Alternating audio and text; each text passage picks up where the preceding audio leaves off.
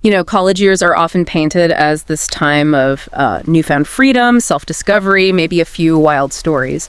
But what happens when those stories take a sharp turn into something? Well, something far more chilling. When initiation rituals, the ones meant to forge bonds, maybe test limits, actually become gateways to genuine terror. Today, we're not just talking about typical campus antics. We're going deep into 3 really unsettling accounts.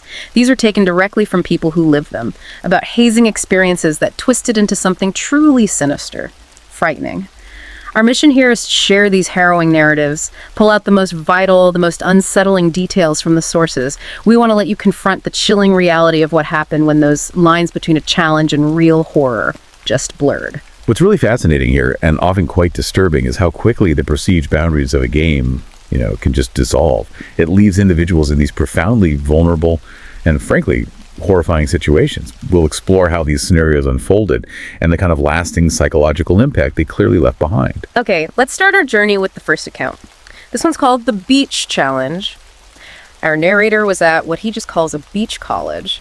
The campus was literally right on the water, and this story, it unfolds during his pledge semester, a full semester of initiation leading up to the final week. That's a time, he says, when fraternities traditionally kick things up a notch. For them, this meant the infamous beach challenge. The setup, it sounds almost simple, but deceptively so. On a Friday night, the frat brothers would drive the entire pledge class about 12 miles down the coast. There, they'd have just an hour to finish this massive keg of what our narrator suspects was truly awful beer. Probably warm, too. Then came the grim instructions. They'd be led down to the beach, wrists tied together, blindfolded, and stripped of their phones, watches, even their shoes. The ultimatum: make it back to the house by sunrise or you're dropped. Done. Our narrator admits he was incredibly nervous, but what could he or the other 14 pledges do? They were already in it. Committed. Yeah, this scenario immediately brings up that whole concept of learned helplessness, doesn't it? Especially in a group context. When individuals willingly give up their senses, their autonomy, even inside what they think is a safe framework like a frat initiation, well, they become incredibly susceptible. The group effectively just cedes control, and that creates fertile ground for unforeseen threats. That's a really crucial distinction, isn't it? The difference between a controlled challenge and just outright helplessness. Our narrator remembers it being oddly chilly that night, but the adrenaline, the thought of finally becoming a brother, kept them going. The kegs, that was the easy part, apparently. After everyone was tied together, the brothers blindfolded all but one pledge, a guy named Chandler, at the front of the line. He was supposed to be their eyes, their guide, but that was literally all the help they'd get. Their pledge master, this strange guy named Ramirez, who insisted they call him Los Pus. He outlined the rules one last time. Then, he and the other brothers just left. The pledges were totally on their own. So our narrator, he's at the very back of this line, with his friend Whitworth right in front of him. They start walking, Chandler leading the way, and it was, by his account, just hell. No phones, so no way to tell how far they'd gone, how much time was left, just guessing. The initial chatter, the nervous jokes, it all faded into complete silence after maybe 2 hours of walking, punctuated only by someone occasionally, throwing up from the exertion or that cheap beer. Our narrator started to kind of disassociate, he said. Even the sounds of the ocean faded into this dull roar. Then a sharp tug on the rope around his wrists. He assumed Whitworth, who he mentions was a bit clumsy, had stumbled or fallen, makes sense, so he waited, standing like a statue, for a full minute, but something felt off, distinctly off. Just as he was about to say something, the rope pulled tight again, moving forward. Okay, so he resumed walking, figuring Whitworth was fine, and drifted back into that dazed state. Then he took what must have felt like his 10,000th step. But this one was different. Instead of damp sand, his foot just slaps into this thin layer of ocean water. A few more steps and it's up to his ankles. He was utterly confused. Why would Chandler be leading them into the ocean? The rope pulled tight again, meaning everyone in front was still walking, so he kept going. He figured maybe someone just needed to wash their feet or something mundane like that. The water stayed ankle height for a bit, coming and going with the waves, but then it started to rise again, up to his shins. Then almost to his knees. Okay, now Chandler had to be screwing with them, right? But why? Wasn't this whole thing painful enough already? Seconds later, he picks up this faint sound in the distance, an idling boat engine. As they kept walking, the drone grew louder. It was getting closer. This was getting really, really uncomfortable. Finally, he broke what felt like hours of silence. Guys, what the hell are we doing in the water? He waited, confused. Why wasn't anyone answering? Guys, he asked again, his voice now laced with real concern. Still nothing. Panic started to set in. That blindness felt suffocating. He had to look. He reached up to undo his blindfold, but the rope yanked away, forcing his arms back down. Damn it. Cursing, he plunged his head down, fingers frantically working at the knot, and finally, he ripped the blindfold off. What he saw was, well, truly horrifying. Whitworth wasn't there. Instead, he found himself staring at this random middle-aged man holding the frayed end of the rope tied around his wrists. He was in utter shock. In the man's other hand, a long, rusty kitchen knife. Past him, a small boat bobbed in the water, and he could make out 3 more looming silhouettes on board. He screamed bloody murder, just screamed. Before the man could react, our narrator yanked his arms upward as hard as he could, simultaneously kicking the man square in the chest with all his might. The rope broke free from the man's grip. The man grabbed his shirt, maybe to cushion his fall, but the fabric just gave way with this deafening rip. He yelled as he plunged into the water, a huge chunk of our narrator's white t-shirt still clutched in his hand. But our narrator was already sprinting for dry land. A few seconds later, he heard another splash from further away. Someone had jumped off the boat. He didn't even look back. He was halfway to the sand when something whizzed inches past his right ear. It was the knife. It disappeared into the water. Wow. This incident is just a chilling example of what you might call the weaponization of virtual vulnerability. Fraternities, by creating these highly controlled, disorienting environments, inadvertently create a soft target for external predators. This isn't just about hazing going wrong anymore. This is about criminal opportunism, exploiting known patterns of behavior, exploiting a pre-existing state of helplessness. Unbelievable.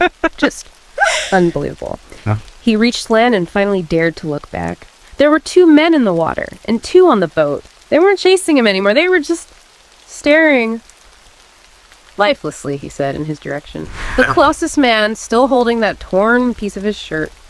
He didn't waste another second.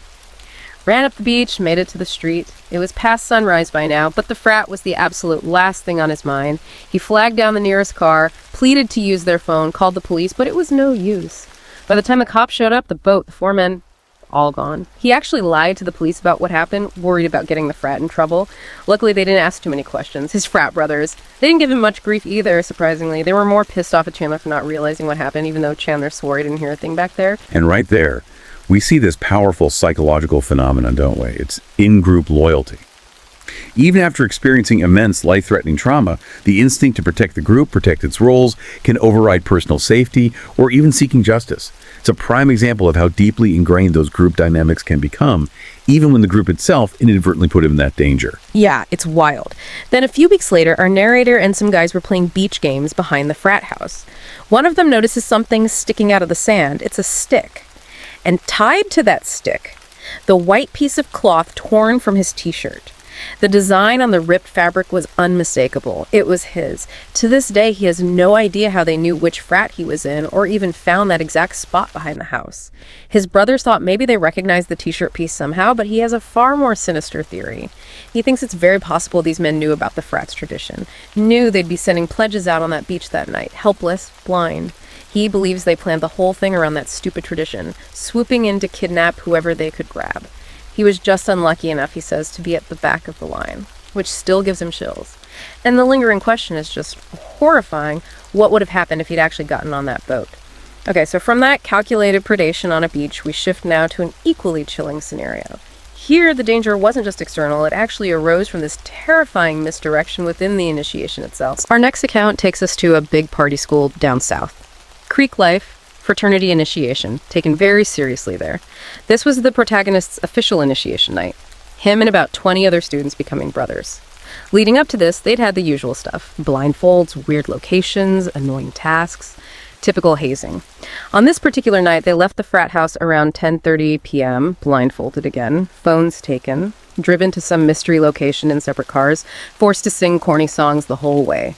After about 20 minutes, the car stops. He's silently ushered out into what feels like a field, told to sit down, be quiet.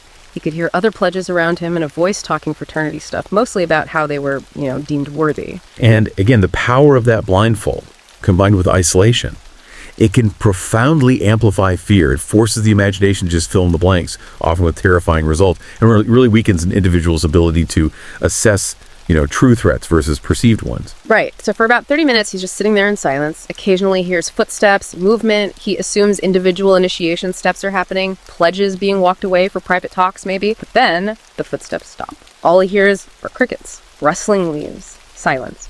He starts to get uncomfortable sitting there alone for what feels like another 20 minutes. Did they forget him? Then, suddenly, footsteps approach. A hand grabs his wrist, leads him away, still in silence. He just wants it to be over at this point. As they walk, the ground changes. Grass turns to rough terrain. Branches scrape against him. Okay, they're in a forest. After some time, the blindfold gets really uncomfortable. He tells his guide, asks if they can stop so he can adjust it. The person stops, lets go of his wrist. As he stands there, rubbing his eyes from under the blindfold, he hears this deep, raspy voice say, "Take it off." He hesitates. That voice. He doesn't recognize it at all. But, I mean, what choice does he have? Needless to say, he takes it off. What he sees is not what he imagined, not a frat brother. Standing face to face with him is this tall figure dressed entirely in black, wearing a stark white Vendetta mask. He lets out this sharp yell, jumps back. Part of him, even then, thinks maybe this is just some really messed up hazing prank.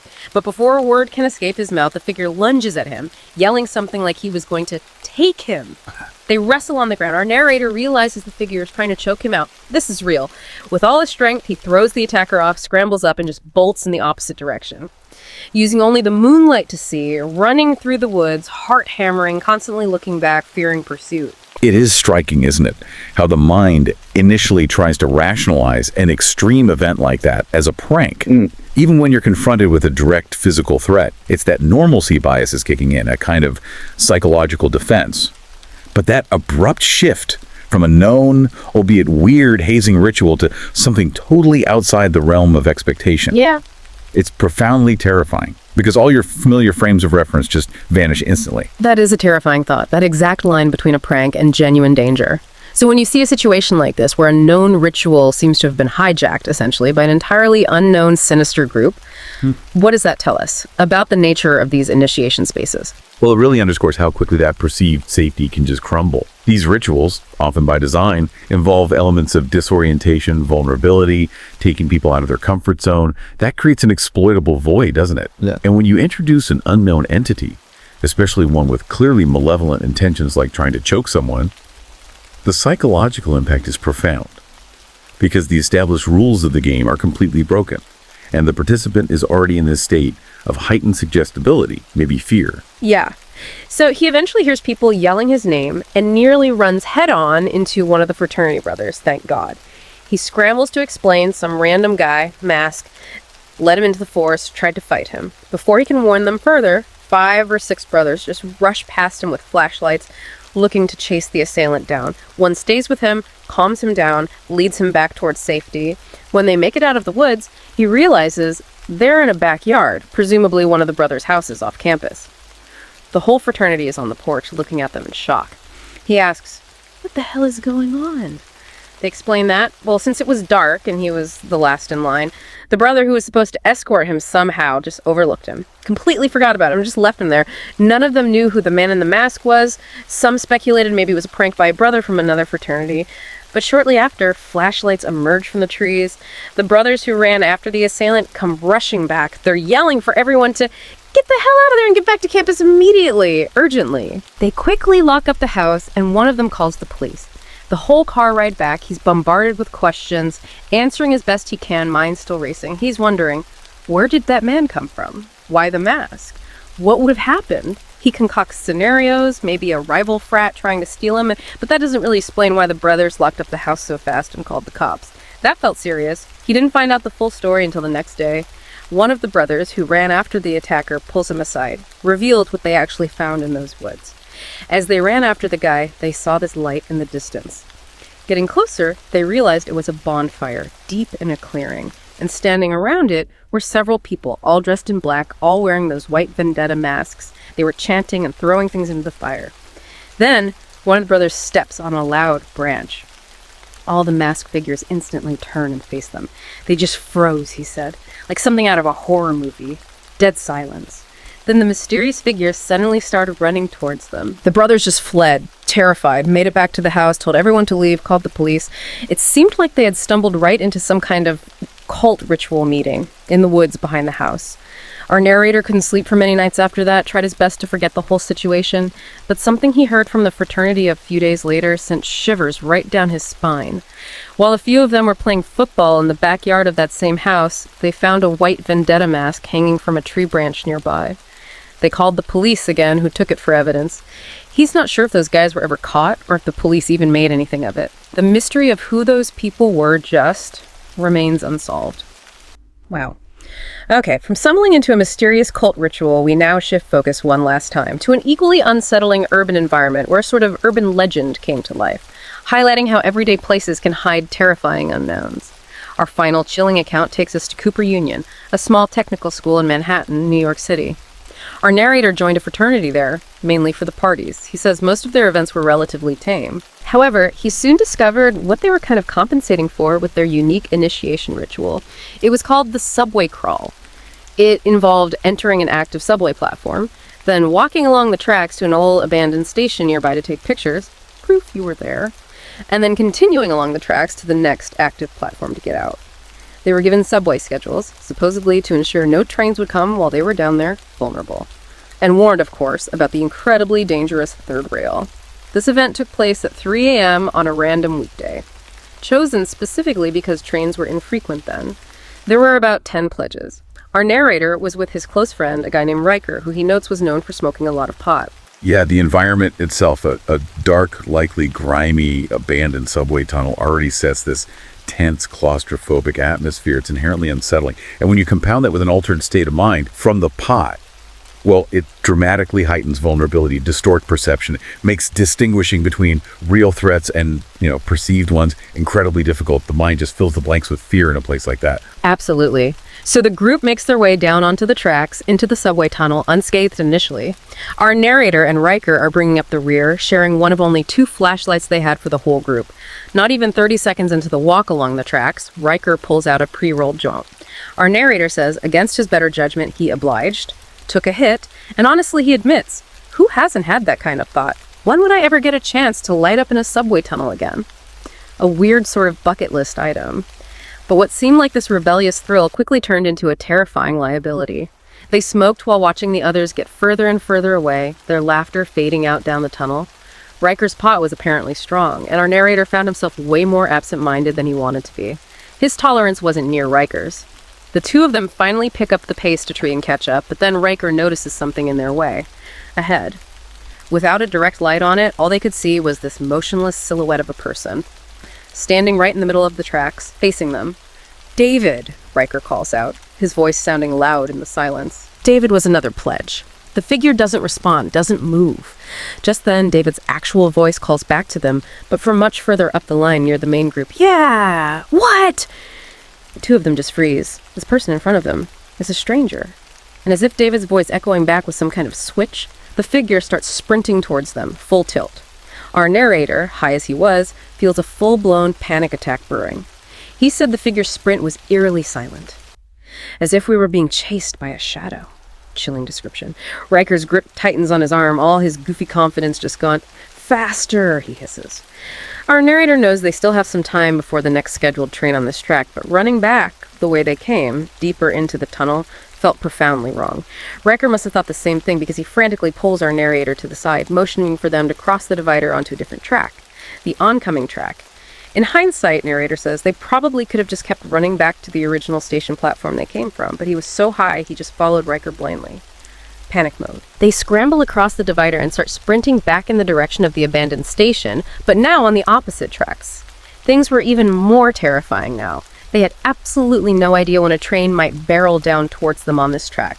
But at least they were heading, directionally, the right way.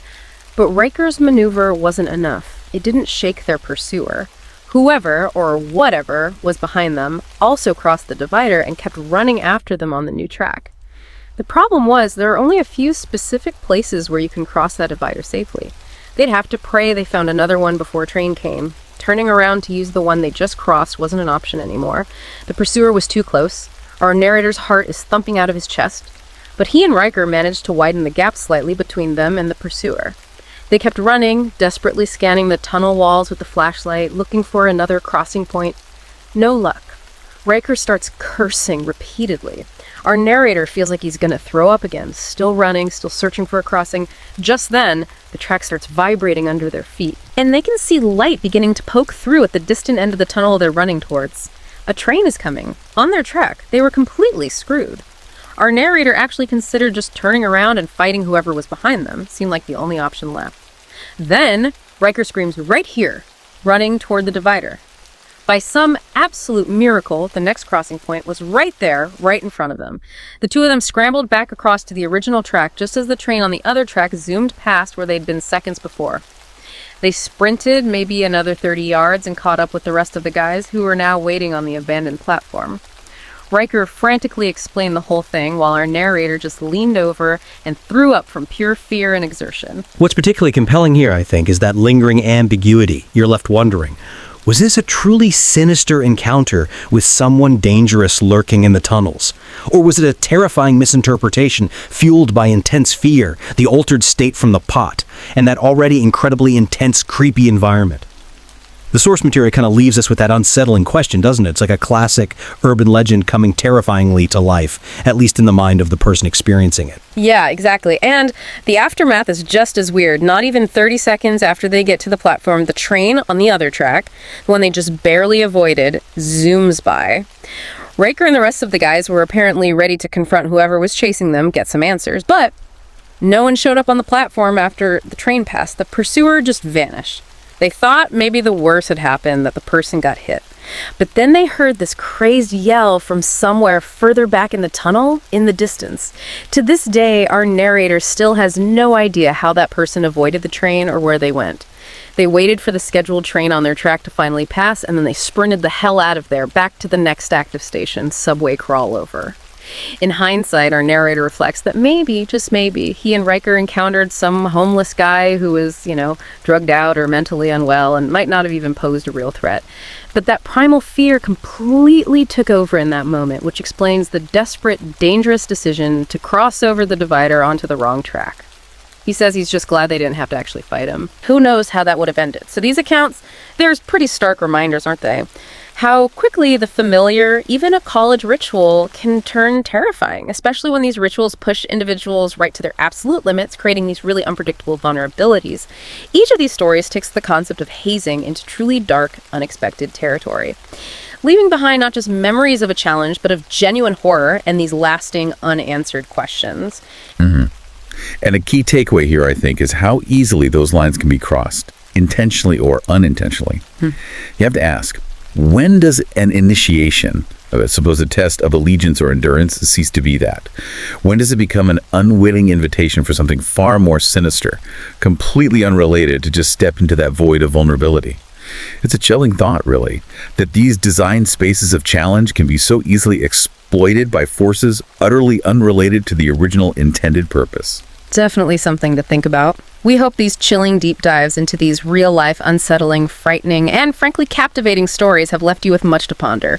Thank you so much for joining us for this harrowing deep dive today. Until next time, stay curious, and maybe check into your bed tonight.